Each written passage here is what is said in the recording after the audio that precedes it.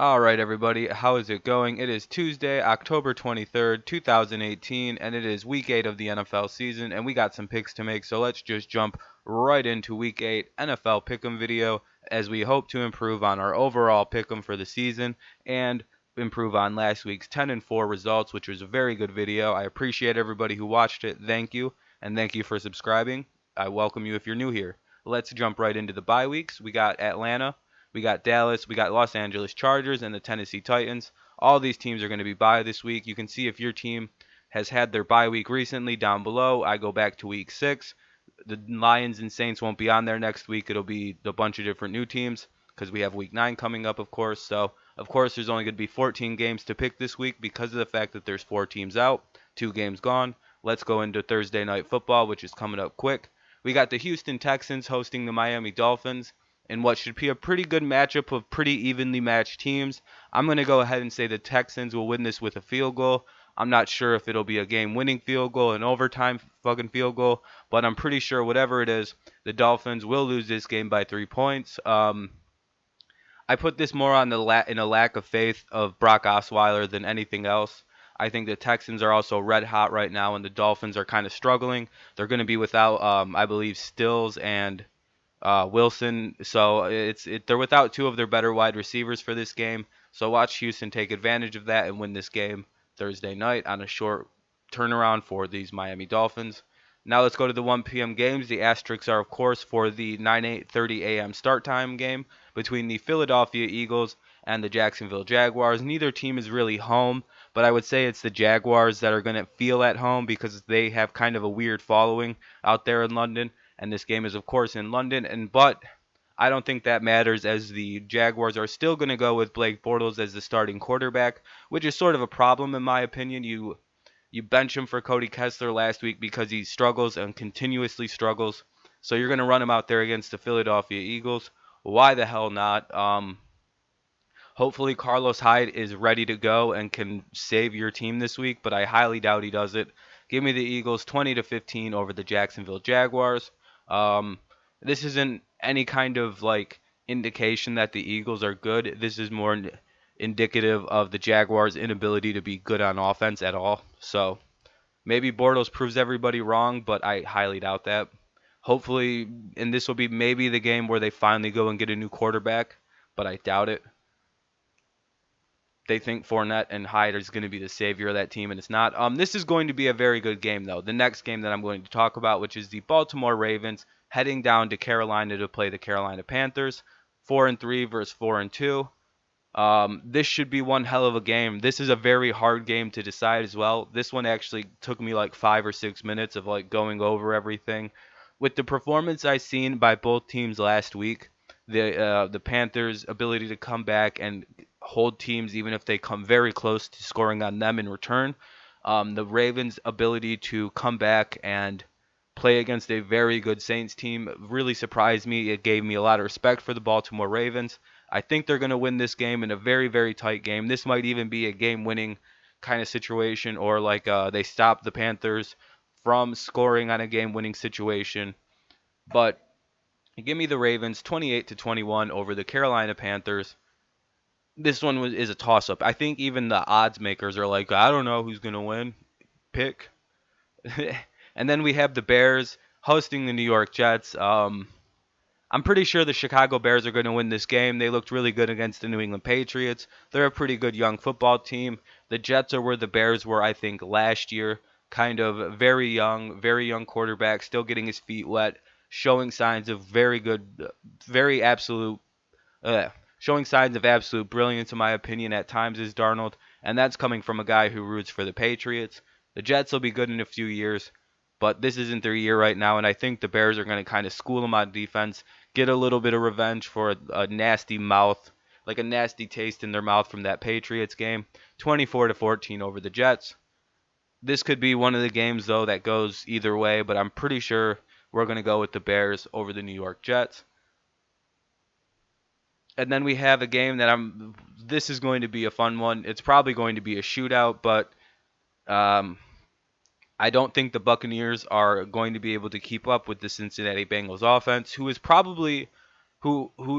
you can imagine that the Bengals are going to be playing with a sense of ferocity and a sense of pride to this next week, especially at home and especially after they just got dismantled on Sunday Night Football by the Chiefs. So I could see how their offense is going to come back and have a big night. Tampa Bay's defense is garbage. So we're gonna get a shootout. Since he obviously doesn't have much of a defense, as we just seen what the Chiefs did to them, 38-35 over the Buccaneers. And yeah, that sounds just about right. And then we have, of course, one of the games that I am very interested in watching, and I'm sure a lot of other people are interested in watching. I didn't list those correctly, but the Seattle Seahawks will head to Detroit to play the Lions. Um, this is a very like a very early on matchup that might be pivotal down the road, like at the end of the season when they're considering wild card positions, as both the Lions and the Seahawks could find themselves battling for that first or second wild card slot here come playoff time, as both their division leaders are the Vikings and the Rams, two kind of powerhouse teams within the NFC that are favorites to win. So this early on matchup between the Rams or the Lions and the Seahawks will kind of indicate which of these two teams, should they finish with the same record, gets into the playoffs on a tiebreaker. I'm going to give the slight advantage to the Lions because they're at home. Playing with that home field advantage is always important in games like this. Plus, the Lions have looked really good against the pass defense, and I don't know much about the Seahawks run game. I just know it's non-existent because I haven't heard anything about it. So I don't know how they score, and if it's through the air, it's not going to happen against the Lions. So give me the Lions 28-24 in a very good game, very fun to watch. Let's go over the rest of these 1 p.m. games now. We got the Kansas City Chiefs hosting the Denver Broncos in what should just be a slaughter, 35-18. That's what I'm predicting. Chiefs win 35-18, go to 6-1. Broncos go to 7-1. Broncos go to 3-5. Pretty self-explanatory. We got the Washington Redskins at 4-2, going to play the New York Giants at 1-6. Another game where I really don't have to go much into depth. 31-12. Give me the Redskins. 31-12 over the struggling Giants. This is the game that might start to spell the end of Eli in New York, as he will probably struggle, and it kind of might confirm my little theory that the Giants are playing down and not playing inspired football to hopefully oust Eli from their operations. I know it's not the right thing to do, but it's sort of what it feels like they're doing because this team has got too much talent to be this bad. They really do. And then what should be another fun game, we have the Pittsburgh Steelers hosting the Cleveland Browns. They tied the last time they played each other, so this game is honestly pretty hard to predict. But I'm going to go with the Steelers winning 28-21 over the Cleveland Browns. In regulation, it's what it seems like. Division rivalries are very hard to call for the most part, especially games like Cleveland and games like this matchup is just hard to call for whatever reason. But give me the Steelers over the Browns in this one. Now we have the 4 o'clock games. We got a few of these. So we got the Indianapolis Colts playing the Oakland Raiders in one of many Battle of the Irrelevance this year. The Raiders are stinky and they're tanking for draft picks. The Colts are doing the same thing, but I think the Colts are going to just score more points, as I think they're trying to shop and increase the value of their quarterback. Watch for a shock trade with Andrew Luck going somewhere else. Watch the Raiders continue to dismantle every McKenzie draft pick.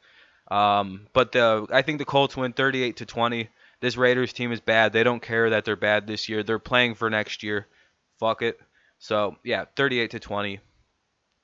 And then in even more irrelevancy, we have the Arizona Cardinals hosting the San Francisco 49ers. I don't know. Give me the Cardinals beating the 49ers 31-21.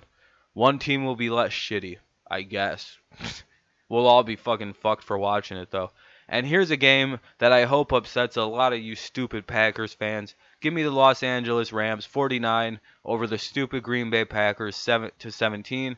49-17 Rams over the Packers.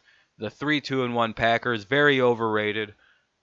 They're just going to get demolished. They have no defense whatsoever. If Matthew Stafford hung up 30 points on you, I may God have mercy on your souls when these Rams let you into their building just to beat I hope Sue destroys Aaron Rodgers. I hope he steps on him again. puts him out and fucking just smothers his shoulder into the ground. Forget the Packers. 49-17, the Rams are going to win, and then we're going to start to see, I don't know, the Packers implode. Hopefully, I really can't stand the Packers. So again, give me the Rams 49-17 because of the fact that the Packers have absolutely no one on defense that can stop this team. And their offense, if like their line is garbage, they're not going to be able to protect. They're not. This is going to be a fucking ass beating, dude. Some people are predicting shootouts. I'm like, what are you talking about? A shootout? This team's going to smother this fucking team. Like the Rams are going to ram it inside of the Packers. Like it's going to be hilarious. Now we have Sunday and Monday night football. We have the Sunday night matchup between the New Orleans Saints and the Minnesota Vikings. I'm a big believer in what the Saints are doing this year. I think they're a team of destiny for whatever reason. So give me them over the New Orleans and over the Minnesota Vikings in what should be a very, very, very fun matchup, a rematch of that fun NFC divisional round game in which Stephon Diggs caught that ball and the guy just kind of got blown over or he fell down or whatever, couldn't make a tackle. Minnesota won that game on a heartbreaker. So I want to see this game. It's going to be fun to watch on Sunday night. A 5-1 team versus a 4-2 team, and they're both division leaders. Hell yeah, I want this. Give me New Orleans though, 31-28 on a game-winning field goal. I'll even predict it's a game-winning field goal someone wins on in overtime. I'll even go as far as that. If it goes to overtime and the Saints win on a field goal, I get 2 wins out of it. That's how we do things. And then Monday Night Football, we have what should be one of the worst Monday Night Football games in a long time. The Bills have not hosted Monday Night Football since the year 2008. Let me repeat that. The Bills have not hosted in Buffalo Monday Night Football since the year 2008. Been 10 years. Now they get to host the Patriots because they made the playoffs last year, so they feel they can go in. They're 2-5. They're not going to have fucking Josh Allen. The Patriots are coming to town. They've hung 38 points in their since every game since the Lions. With I think another game they scored a few more points. They're 5-2.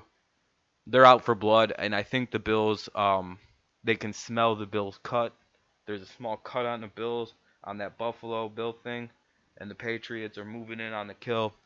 38-0. I don't really care. The Bills are garbage. The Patriots are just in a class of their own again. But those are my picks for the week. I hope you like them. My 2018 NFL season pick'em record is 58, 46, and 2. We hope to improve on that this week as we now have to wait out yet another long, agonizing week before we get to these fun Week 8 games. At least Thursday's just a couple days away, and then it's Saturday or Friday, Saturday. Then it's Sunday, which is the best day of the week. Of course it is. It is football day that day. If you like this video, please leave a like on it. Subscribe to the channel if you're new here. And let me know what you think of my picks down below. Of course, I will reply, as you've seen in the last video, to every single comment that I see. And let me know what your picks are. We can compare picks as I do with everyone who leaves their picks in the comments. And thank you so much for all the views and subscribes on the last video and all the likes. Hopefully this one does just as well. Let's get this boy to 150 to 200 views this time. Last week I aimed for 100, got 14,500. Let's aim for 200 this week. Let's see it. That's what I want to do. I want to get 200 on this. Alright guys, thank you so much for listening to this DrTV presentation. Those were my Week 8 picks. Hopefully you agree with some of them. Maybe not. Alright, have a great day. See you next time. Bye-bye.